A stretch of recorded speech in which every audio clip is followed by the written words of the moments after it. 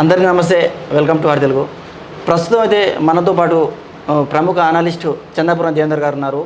వీరితోటి ఈరోజు నిజామాబాద్ ఎంపీగా ఎవరు గెలవబోతున్నారు, రీసెంట్గా జరిగిన ఎంపీ ఎలక్షన్స్లో నిజామాబాద్ ఎంపీగా ఎవరు గెలవబోతున్నారని చిన్న అనాలిసిస్ చేద్దాం. ఎందుకంటే ఇక్కడ ప్రధానంగా బీజేపీ, కాంగ్రెస్, బీఆర్ఎస్ మూడు పార్టీలు హోరీగా పోటీ పడ్డాయి. అక్కడి నుంచి చూసుకున్నట్లయితే ఏ పార్టీ గెలవబోతుందో అని అడిగి తెలుస్తుంది. అన్న నమస్తే. అన్న నమస్తే. చెప్పండి అన్న, బీజేపీ, కాంగ్రెస్, బీఆర్ఎస్ ఏ పార్టీ గెలవబోతుంది? ఇక్కడ అభ్యర్థులు ఎవరు, వారి బలాలేంది, వారి బలహీనతలేంది, మీరేమనుకుంటున్నారు? ఫర్ ఎగ్జాంపుల్ ఫస్ట్ బీజేపీ తీసుకున్నట్లయితే ధర్మపురి అరవింద్ గారు ప్రస్తుతం ఎంపీ, సిట్టింగ్ ఎంపీ, బీజేపీలో ఉన్నారు. చెప్పండి ఒకసారి ఆయన బలాలు, ఆయన బలహీనతలు. ధర్మపురి అరవింద్ వచ్చేసి మనకు 2019 ఎలక్షన్లో ఆయన ప్రజలకు ముందుకు వెళ్ళేటప్పుడు పసుపు బోర్డు తీసుకొస్తా అని చెప్పేసి మనకు ఒకటి చెప్పడం జరిగింది. ఆయన ఎంపీ ఉన్నాడు కాబట్టి అది చేసిండు అనేది ఒకటి ప్లస్ పాయింట్ అనుకోవచ్చు మనం.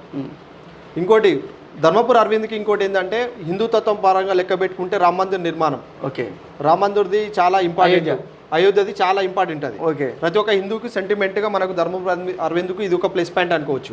ఓకే, ఇప్పుడు తెలంగాణలో ఎంపీ సీట్లలో ముఖ్యంగా ఉన్న బీజేపీ గవర్నమెంట్ రావాలనుకున్న సీట్లలో ఇది కూడా చాలా ముఖ్యం. సిట్టింగ్ ఎంపీ, సిట్టింగ్ ఎంపీ కాబట్టి ఇది ఇంపార్టెంట్, సిట్టింగ్ కాబట్టి ఇది కూడా చాలా ఇంపార్టెంట్. ఈ మూడు అంశాలపైన ధర్మపురి అరవింద్కు మనము వేసుకోవచ్చు. ఓకే, మరి కాంగ్రెస్ నుంచి జీవన్ రెడ్డి గారు, ఈయన ఆల్రెడీ జైత్యాల నుంచి ఎమ్మెల్యే నిలబడ్డారు, ఓడిపోయారు. అయితే ఇక్కడ లాజిక్ చూస్తే ఈ మూడు పార్టీల అభ్యర్థులు కూడా మొన్న అసెంబ్లీ ఎలక్షన్స్లో వివిధ స్థానాల నుంచి నిలబడ్డారు, ఓడిపోయారు. అవును, ఓడిపోయారు. మరి కాంగ్రెస్ నుంచి చూసుకున్నట్లయితే జీవన్ రెడ్డి బలం ఏంది, బలహీనత ఏంది? ఇది ఎందుకంటే నిజామాబాద్ది ఇంతకుముందు కంచుకోటలా ఉండే కాంగ్రెస్ పార్టీకి. అవును, కంచుకోటలా ఉన్నప్పుడు ఇప్పుడు అక్కడ నిజాం షుగర్ ఫ్యాక్టరీ ఒకటి ఉంది. ఓకే, ఇప్పుడు జీవన్ రెడ్డి గారు అదే ఆప్షన్ పైన ఇప్పుడు తెలంగాణలో కాంగ్రెస్ గవర్నమెంట్ ఉంది కాబట్టి okay, Nizam sugar factory open చేస్తా అనేది ఒకటి నినాదంతో ముందుకెళ్తుంది కాబట్టి అది ఒకటి ప్లస్ పాయింట్ అనుకోవచ్చు. ఓకే, ఇంకోటి కాంగ్రెస్ స్టేట్ లో మనదే గవర్నమెంట్ ఉంది కాబట్టి ఓపెన్ చేస్తా. సెకండ్ పాయింట్ ఏంటంటే కాంగ్రెస్ గవర్నమెంట్ ఉంది, చాలా ఇంపార్టెంట్ సీట్లు కాంగ్రెస్ కు కావాలి కాబట్టి ఇది కూడా ప్లస్ పాయింట్ అనుకోవచ్చు. ఓకే, ఈ విషయంలో ఎక్స్పీరియన్స్ క్యాండిడేట్ మళ్ళీ సీనియర్ క్యాండిడేట్ ఏ అంశం పైన మాట్లాడేదానికి కూడా ముందు ఉంటాడైనా, ప్రతి ఒక్క డెబిట్లు అయినా ఎక్కడైనా తన ముందుంటాడు. కాంగ్రెస్ పార్టీ నుంచి మాట్లాడేది దాంట్లో అట్లా విషయంలో కూడా ప్లస్ పాయింట్ అనుకోవచ్చు. ఓకే, బీఆర్ఎస్ గురించి చూసినట్లయితే బాజిరెడ్డి గోవర్ధన్ రెడ్డి గారి బలం ఏంది, బలహీనత ఏంది? బాజిరెడ్డి గోవర్ధన్ రెడ్డి గారిది బలం ఏంటంటే 2 సార్లు సీఎం ఉన్న మన కేసీఆర్ ఉన్నాడు కదా, అక్కడ చాలా ప్లస్ పాయింట్ అనే అంశం పైన తెలంగాణ సెంటిమెంట్ పైన అది ఒకటి.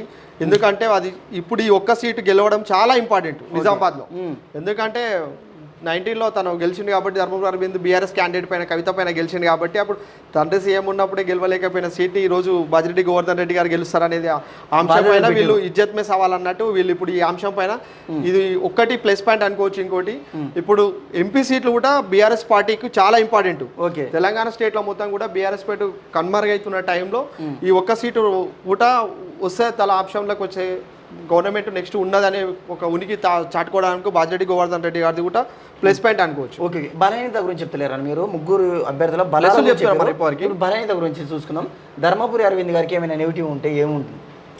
నెగిటివ్ అంటే ధర్మపురి అరవింద్ అయితే నాకు తెలిసింది నెగిటివ్ అంశాలు అయితే ఏమనిపిస్తలేవు. ఓకే, ఎందుకంటే సెంట్రల్లో ఉంది కాబట్టి బీజేపీ తన సిట్టింగ్ ఎంపీ కాబట్టి అనుకున్నది సాధించింది కాబట్టి ప్లస్ పాయింట్లలో ఉన్న నాకైతే మైనస్ ఇక్కడ ఏం అనిపిస్తలేదు. జీవన్ రెడ్డి విషయానికి జీవన్ రెడ్డి గారిది ఎట్లా అంటే కాంగ్రెస్ గవర్నమెంట్ ఇప్పుడు సెంట్రల్లోనే రాదు, ఓకే, స్టేట్లో వచ్చి ఎంపీ సీట్ ఏం చేస్తా అనే అంశం పైన అదొకటి మైనస్ అనిపిస్తుంది. ఇంకోటి ఈయన మొన్న ఎమ్మెల్యే కూడా ఓడిపోయిండు. ఓకే, అది అంశం పైన. ఇంకోటి ధర్మపురి అరవింద్ కూడా ఓడిపోయిండు కానీ వాళ్ళు సెంట్రల్ ఉన్నారు కదా. ఓకే, ఇది జీవన్ రెడ్డి గారికి ఏంటి ఎట్లా అంటే కాంగ్రెస్ గవర్నమెంట్ 6 గ్యారెంటీలు దాంట్లో విఫలమైందనే అంశం పైన మైనస్ అనుకొని చెప్పుకోవచ్చు. పబ్లిక్లోకి వెళ్ళినా అదే అంశం పైన మాట్లాడుతున్నారు కాబట్టి. ఈయన బలహీనత ఏంది బాజిరెడ్డి?